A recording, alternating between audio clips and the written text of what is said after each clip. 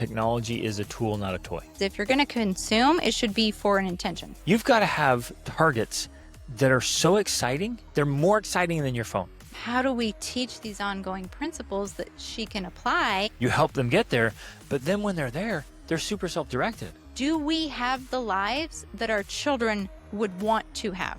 Hey there, this is Greg Denning.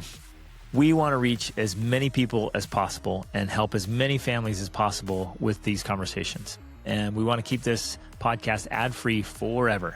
You can help us do that by subscribing on Spotify or Apple Podcasts or wherever you listen, your favorite platform, and on YouTube. And leave a quick review and share your favorite episodes with friends and family. It makes a big difference. Thank you for being a part of this very important movement. Ladies and gentlemen, welcome to the Extraordinary Family Life Podcast. We're your hosts, Greg and Rachel Denning.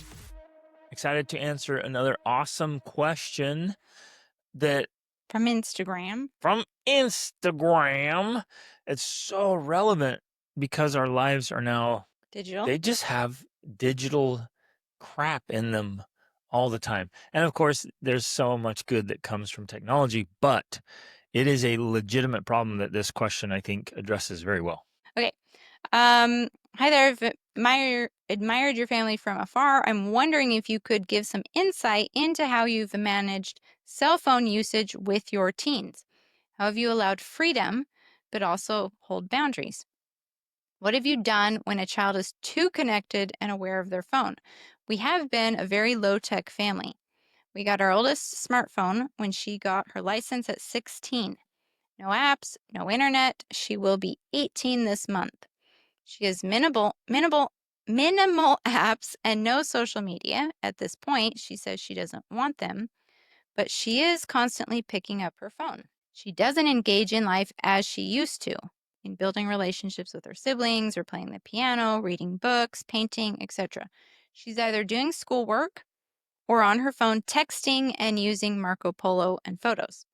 How have you managed an older teen? We don't want to be too overbearing and want to allow more freedom, but it's been so hard seeing her change and not engage in her life as she used to. I'm starting by emphasizing the positives. Like, there are a lot of positives and there are a lot of benefits to having devices, having technology. What I want to talk through today is like, how do we manage this, not just for our children, because the question is geared towards children, older teens specifically, not just for them, but I would say even for ourselves.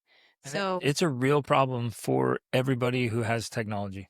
Which is at this point. Well, now it's from toddlers to adults. Right. Everybody's facing this, and there are screens everywhere. It's got to go back to a core philosophy. Yeah. And one of those elements for us is that technology is a tool, not a toy. Absolutely. Something we've always taught our kids. And raising our children in this environment where they don't know anything else, they've known smartphones almost their whole life. How do we manage this? And I think there is a clear distinction between younger children and older teens. Little children, toddlers, they shouldn't have devices. Agreed. They should not be entertained with devices. Because it robs them of their childhood. Yeah, that's the biggest reason. It robs them of their childhood and of the development that happens in the real world when they don't have those sucking distractions. We're taking away fundamental development that needs to be happening in a child. And on the surface, we think, well, it's all good. Like, I don't notice anything different. There is absolutely a difference, 100%. Yeah. And it's social skills. It's practices and brain development. That comes just from interacting in the world with moving and walking and crawling and playing and climbing and jumping and touching and smelling and just exposure to more things. Learning. Yes, experiential learning is vastly limited. I think it's important to emphasize here that one of the biggest concerns is that it is hurting mental emotional health. Absolutely. And you don't see it when the kids are doing it, like, no, it's all good. But it's rolling out when they're teens and young adults. It's not just a correlation, it's a causation. Yeah. Smartphones, and particularly, at least for girls, social media apps are causing anxiety and depression, not just contributing to it, causing it. And then for boys, it's, of course, connected usually to the video games and things like that. So all of that research is very clear now. And so that's why, for me, when they're very young, no devices. They really should not have access to specifically social media until they're at least 16. Before you get on your phone, you need to have a purpose. Yep. Whenever I pick up this phone, I've got to think, why am I picking it up and what am I going to do on it right now?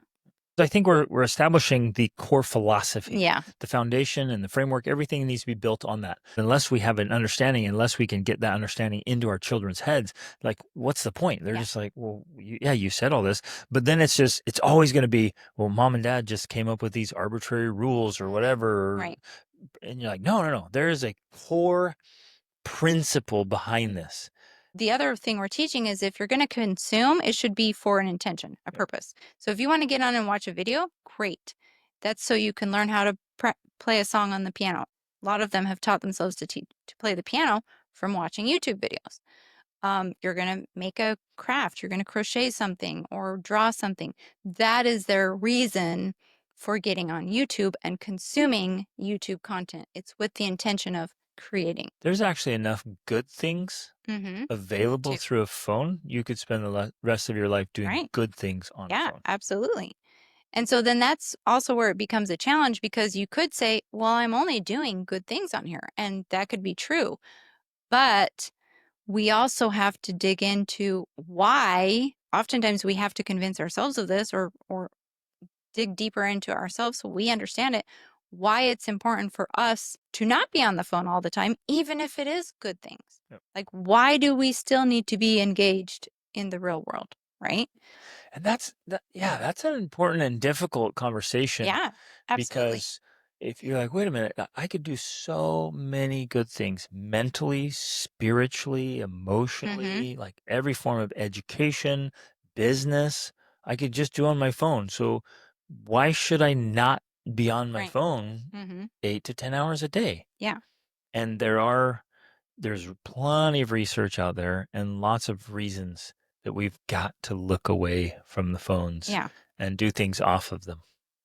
Got to be engaged in life, which is part of their question. And I love that they're observing that and just noticing it's like, well, she's less engaged in ways that she used to be. And I think those are important and healthy ways that as technology takes its part in our life, I think we all have to deliberately fight for and kind of box out. I picture, a basketball player, boxing it out and holding out arms and elbows. Like, I'm keeping space here for real connection, face-to-face communication without a device. Right.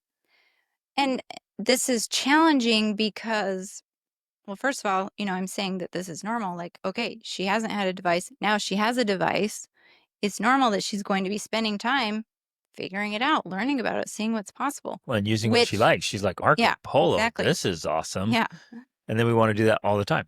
Which then, by default, means that, anytime you're doing one thing, you're automatically not doing something else. So, yeah, by default, she's not doing some of these other things. Like, a perfect example is more time on Marco Polo with a distant friend than time with a sibling. Right. Right. Exactly. Which, again, has pros and cons. Right. You know what I mean? As our children grow up, they naturally are seeking out other relationships outside of the family. Like, that's a normal biological process, because otherwise they would never leave home. They would never seek out a mate. And so we want them to be doing those things because, and it looks different now because the world has changed. And of course, now more people meet their spouse online than any other way, which is indicative of our society. But I also think interesting in that, in a way, it's expanding your borders, right? Which is good. Yeah, and which can be a good thing. Like, if you live, like, picture somebody living in a small community, or well, it doesn't even matter if you're in a big community. Like, if you're bound by geography and like it's the people within this 5 or 10 mile radius in your zip code. Yeah. And they're like, that's where I get to pick my friends from. That's where I get to pick my teachers from. That's where I get to pick my future spouse from. It's like, oh, well, what if my people don't live here? Yeah. And where technology has changed that, especially for us, that's true for us. We have friends all over the planet, and we've really connected with great people everywhere. We can't necessarily say, oh, stop doing that, or you should be spending more time here, especially as they're getting into this age, because they need to be expanding their borders. They need to be expanding their connections so that when they're ready, they can meet and know how to meet potential spouses or whatever. I think that's worth emphasizing right there, that if we only do online communication or predominantly, we might actually be weak in actual communication. Yeah. And I know many people in this generation, they learned how to text and they have a really hard time drafting an email or just having a conversation in person. So finding that balance. So using the communication online and then making sure that we're also cultivating and developing those in-person skills as well. For just as one example of how to use technology and then how to purposefully set it aside and cultivate in-person skills. It's learning to recognize the things that are happening, but also viewing the potential pros and cons and talking through it and having those conversations, because ultimately we have to see that this is a long game, really. Like, this is a skill or this is a practice that she's going to be doing for the rest of her life. She's not going to, like, you have a talk with her and you discuss it or and you put some boundaries and then, like, she's set for the rest of her life. No, there's going to be times when she's 20 and 30 and 40 and still struggling with, how do I manage technology in my life? Because, like we're saying, as far as we know, it's not going away. This is something we're all doing. This is something as parents we should be doing. So it's an ongoing process. And I think in some ways we have to view it that way, of like, we have these ongoing conversations of how are we using technology in our life? Not like, what's the one solution that fits all that I put it in place and now we're done. Now we're good with managing devices. It's like, no, she's going into an adulthood and she's going to have to learn how to manage this and negotiate this basically for the rest of her life. So it's, how do we teach these ongoing principles that she can apply and these questions that she can ask herself to see, okay, let me check in. How am I doing? First of all, okay, so answering the question, she needs to be clear about what she wants. And this is a principle we use. Like, what is it we want in life? We have to think about, how do we want to be spending our time? What are our goals? What are our dreams? And well, that starts with having goals and dreams. Yeah, exactly. We've got to have a target, because and a lot of adults don't, and a lot of youth don't. And so you're like, hey, what do you dream about? What are you focusing on? Like, nothing. Well, and so then why not spend all your time on your phone? Exactly. If you don't have dreams and goals and things you're working for, then it almost to people seems stupid to not be spending your time on your phone, because what else are you going to be doing? Exactly. And that's really, I think, the ultimate challenge or problem is that by default, and this includes parents as well, of course we're going to be gravitating to our phones. We're going to be gravitating to devices because it fills the time. Yeah. And if we don't have anything else to do, why not? Yeah, exactly. Well, I guess I want to emphasize this. You've got to have targets that are so exciting. They're more exciting than your phone. You got to have targets that are more enticing than entertainment. Or at least that the pursuit of them and the vision of achieving them is more enticing. Yep. So there has to be a bigger driving, motivating force in her life, in our lives as parents, in order to see this perspective of, oh, well, yeah, there's a reason I should be interacting with humans in the real world so that one day I can have a great relationship, as opposed to, well, I'm just going to send Marco Polos, or I'm just going to, text. At the core, is she living a great life story? Or does she have a vision of a great life story she wants to live? And at the core of that is, do you as a parent?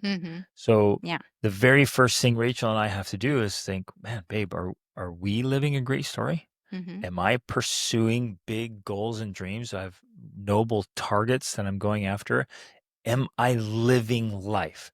And if I'm not, how in the world can I ever expect my kids to do that? If I tell them to do it and tell them they should do it, but I'm not doing it, lame. The message dies because I suck as the messenger, because I'm not living the message. And so you and I have to be living a great life and showing the example. So when our kids are watching us, our kids, and ladies and gentlemen, you hopefully you get this. Like your kids see you. They see you for what you are. And they see you and probably know you better than anybody else. They're just watching. They're more likely to do what you do than to do what you say. Right. And so we have to live that message. We have to be pursuing it. And then by pursuing it, our kids will want to follow our example. And so then we talk about, hey, what are you pursuing? What are you working on? Is this helping you get what you want out of life?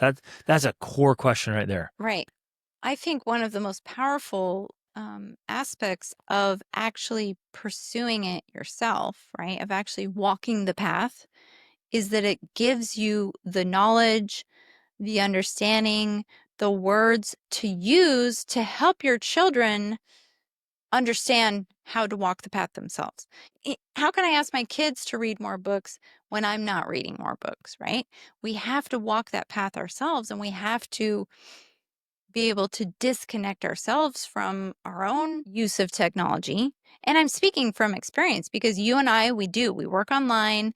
We have a location independent business, which by default means we are online a lot. We have to be very intentional about disconnecting from that and still living a very full real world life and still having very meaningful real world communication and interactions with our children, with each other, so that we are modeling that for them. And so that it's not just lip service. We're like, no, we have had to do it ourselves because we know how easy it is to get lost in the online world. And so we have to have walked the path so that we now have the words and we can paint the picture for them of why it matters, why it's important, and then how to actually do it. There's one more aspect to that I think is so important. It goes right along with what you're saying, is that you also have to have the results to back it up. Yes, absolutely. So not only you have the feeling, the experience, the words to share, but you have the results that hopefully your kids want.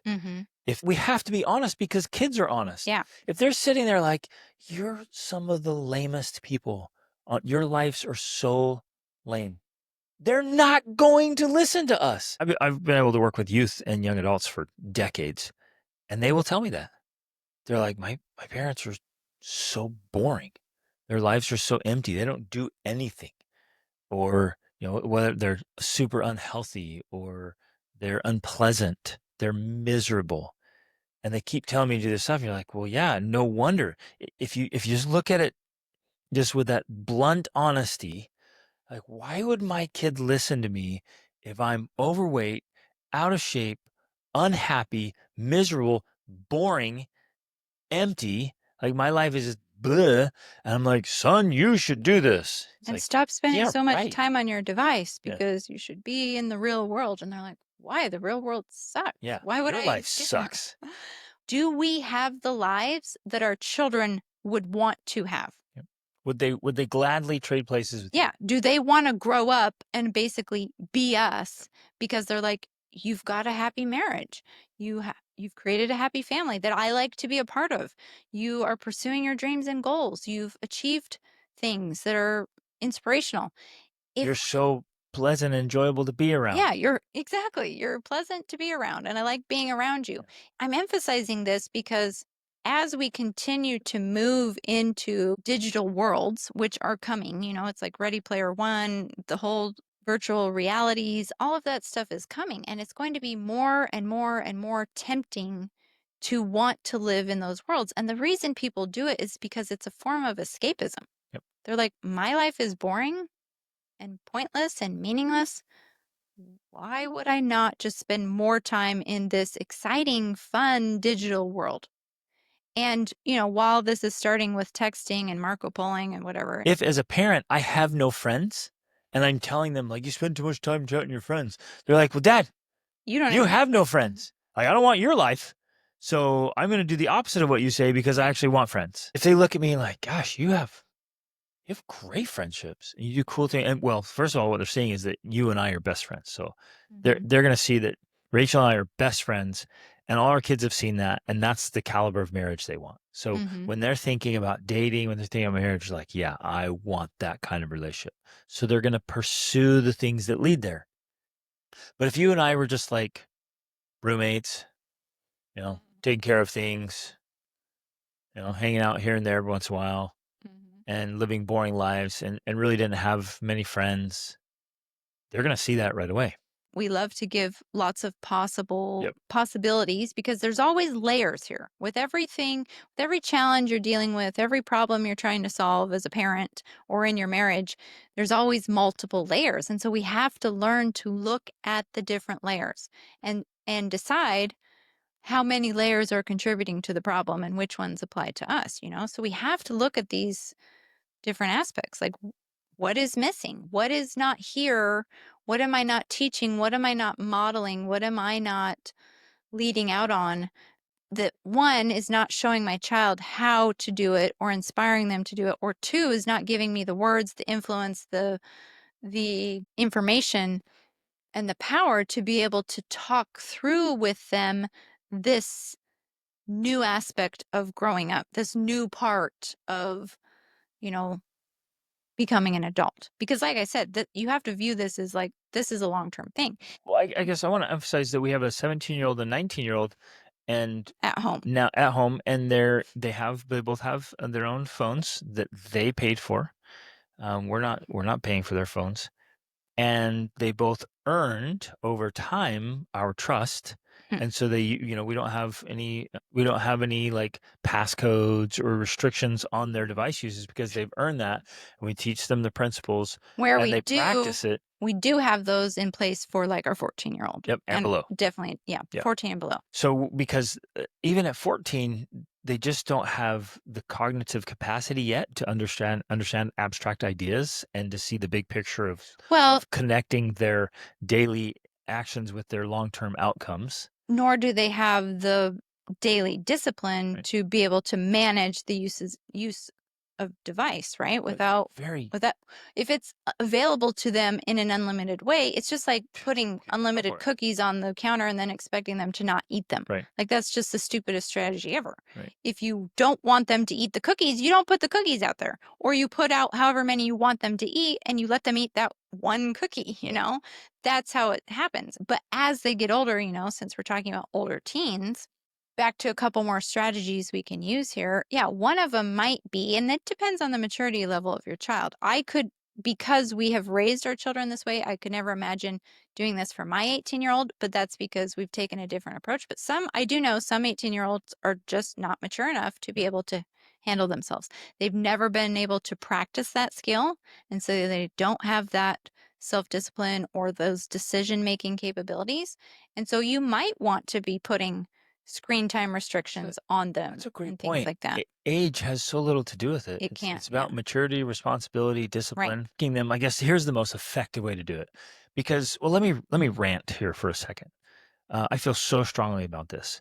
We do not want our children to be obedient. If you're seeking for your kid to be obedient, then at first you think, well, that sounds good. That sounds great. I want my kids to be obedient. If they're obedient, then they're safe and they're good. They're listening. They do what I say. Rules. You're like, no, they're just conforming to your thinking and it's not theirs. They haven't adopted it. They haven't embraced it. Those aren't their standards or rules. Practice their decision-making muscles. Right. So all they're doing, if I have obedient kids, all they're doing is they're doing what I want. And as soon as I'm not there, they do what they want. Right. I'm like, no, that's a flawed philosophy. And everybody seems to be on that train. I want obedient kids. Teach your kids to be obedient. And I'm like, no. Even in church, like, teach your kids to obey God. You're like, whoa. I don't want obedient children. I want self-directed children. I want children who know how to think, who know how to make decisions, and then are capable of following through on those decisions. Right. I All want of their own children accord. who want, yes, exactly, totally self-reliant, independent. They want good outcomes, and they do what it takes to get them. Right. That's what I want. Now, you help your kids get to that point because they're not automatically going to get there because you have one conversation with them one day. You help them get there, but then when they're there, they're super self-directed. Yeah. So I don't have to worry about obedience anymore. I don't have to tell them to do something and they do. They're chasing their own greatness. They understand everything because we have taught them. So they're like, yeah, why would I spend all that time staring at my screen? It'll ruin my life. This is how our older teens think now. Like, why would I do that? What a waste of life. Mhm. You and I, we hardly have to say or do anything at this point Mhm. because we've taught them over time how Yeah. to make that a reality, and they're pursuing it. Right. And so, but if you are starting with an older child who is lacking that maturity, because, it comes through practice, it comes through having the opportunity to, again, develop some of these decision-making skills and being able to have a vision and goals that they're working on and a bigger picture of what they're trying to do.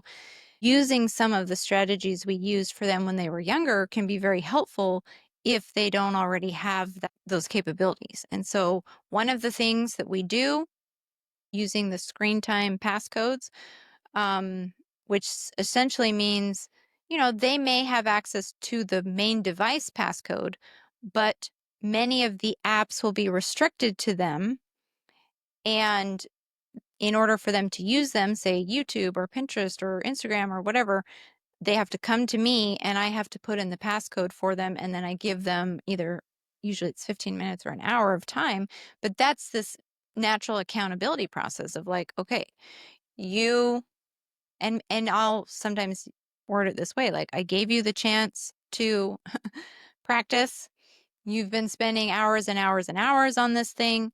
We're going to restrict it now. When you want to use it, you come to me and let me know and I'll give you access, but then it automatically shuts off because you haven't learned how to shut it off. Well, the reaction might be, "Are you kidding me? I'm 16 years old. I'm 17. I'm 18 years old, and you're doing this." To which you would just calmly, with a smile, say, "Yes, you're right. You are 18. Act like it." Exactly right. And you When should you be able begin to acting with manage it. maturity and managing your life well, Right. great. So prove to me Mm-hmm. that you're mature enough to use Yeah. this power tool. Right. And another strategy we would use, and for a time, when our older teens were younger, sometimes I would do this every week on Sunday, because on my iPhone, every week I get a screen time report. When I get my report, I'll just take a screenshot and I share it in our family chat, just kind of like a check-in where people are like, oh, yeah, how much time have I been spending on my device? It's just creating this awareness of us helping to pay attention to where we're spending our time. I would say that's one of the most important things we can do to help our kids is help them come up with time and space restrictions. Yeah. So sit down, have a conversation, say, "Hey, this is a power tool. The phone's awesome. You can do so many cool things, but it can also be very dangerous. So how would you like to keep this in a proper place in your life so it doesn't take over your life?" Exactly. And help them set up a thing like, I don't know, Mhm. maybe it's 9 or 10 o'clock at night, phone's done, period, no Yeah. exceptions, Right. it's off. So it doesn't go way into the night and disrupt their sleep. Or there's spaces like, hey, the family living room or the kitchen table or your bedrooms. Is the no phone Those spaces, zone. yeah, there are no phone zones, period. And have them Mhm. create spaces and times. They're just, hey, no, it's Well, hard and line here. We don't violate that because that's where you get into real trouble. yeah. 3 a.m. and you're still scrolling. It's Mhm. insane. Exactly.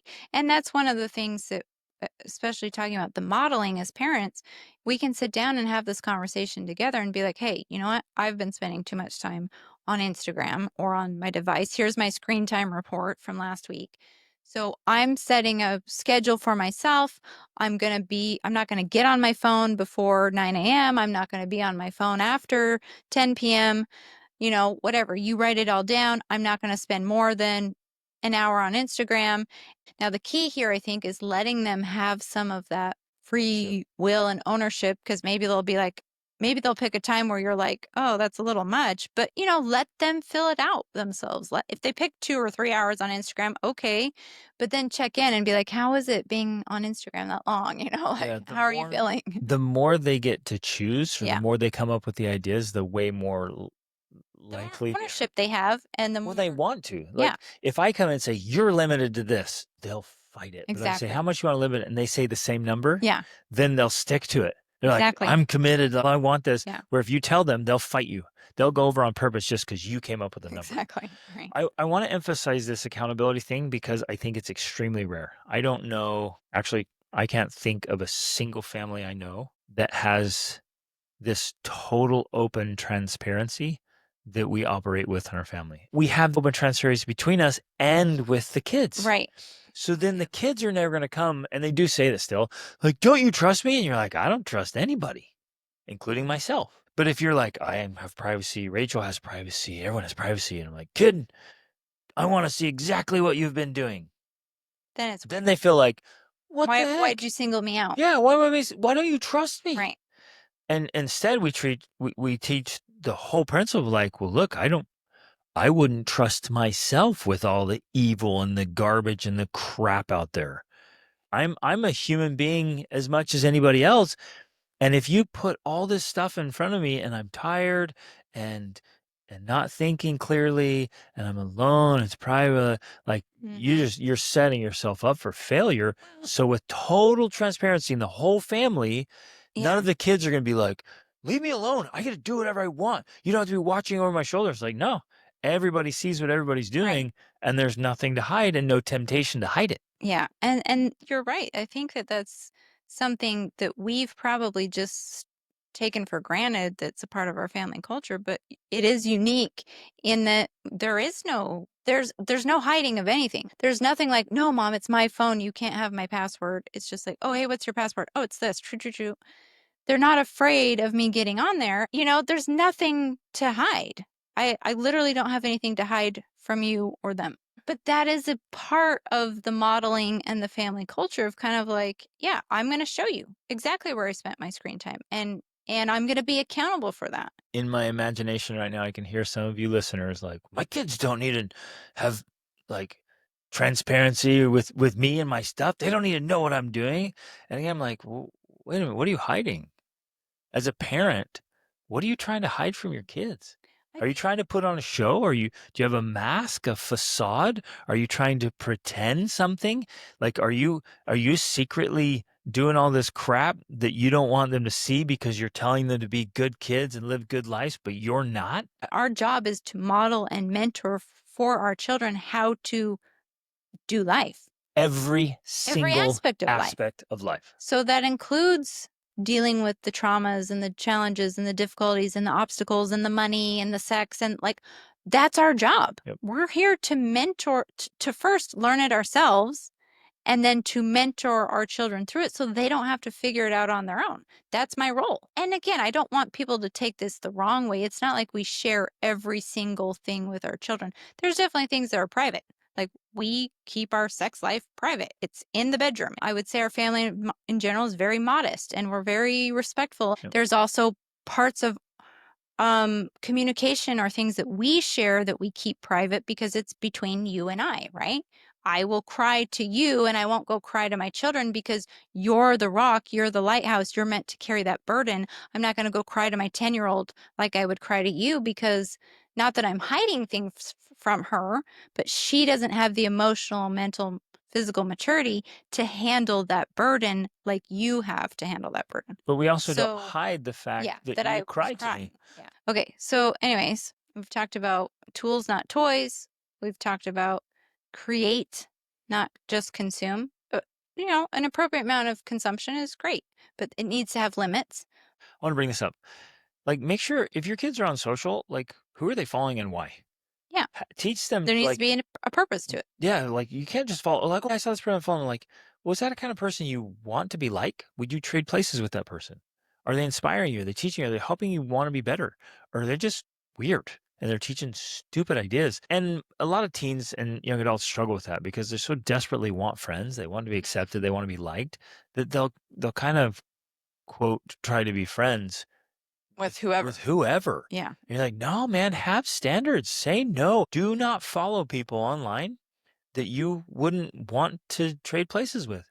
If they don't have the results that you want and they haven't gotten those results in good, healthy ways, don't follow them. And this is true for adults too. Okay. So other points that we've covered, making a plan, like setting down beforehand and saying, okay, how much time am I going to be on my device and how much time am I going to be on these apps and when am I going to be done for the day? So it's almost like you're pre-deciding how to spend your time rather than just responding to your whims. your whims and And your it's like, boredom oh, I'm and whatever. bored, or I Yeah. need some downtime, or I just don't feel like Yeah. it.